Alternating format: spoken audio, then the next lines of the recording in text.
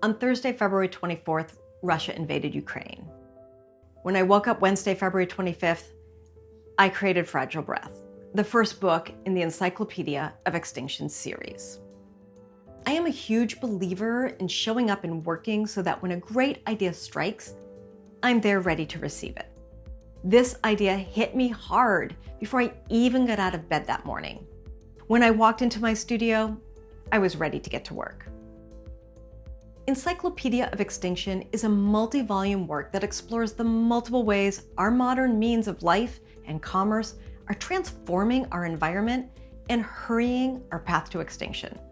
Each volume of the encyclopedia delves into a facet of human, government, or corporate behavior and how it directly affects the planet and, in turn, its inhabitants, including war, mining, greed, climate change, and deforestation. My process starts with a spark of an idea, which I then develop with stream of conscious writing and small sketches to explore color and mark making. And I have to give credit to Gabriela Sanchez, who taught me her method of painting with encaustic on acrylic panels. Now, normally encaustic doesn't work with non-porous surfaces. Her class was instrumental in the fabrication and ideation of these book covers. The covers are created with encaustic medium, oil paint, and ink. The encaustic is thinly applied to keep the transparency, and then I scratch in marks that are subsequently filled in with the oil paint or ink. Each volume has a different treatment to the interior signatures. The whisper-thin Tengucho paper is strong and fragile all at the same time. For Fragile Breath, I kept it blank to represent those silenced voices of the soldiers.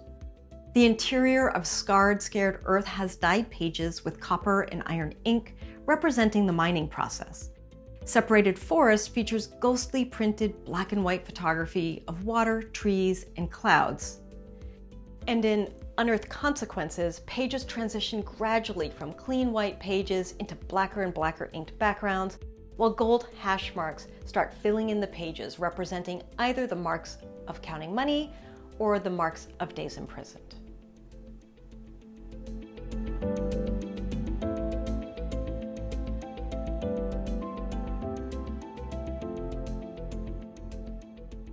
Glacial Movement is the third book of the encyclopedia, and if you haven't guessed from the title, the volume explores the melting of the glaciers and our government's lack of any movement towards rectifying this situation.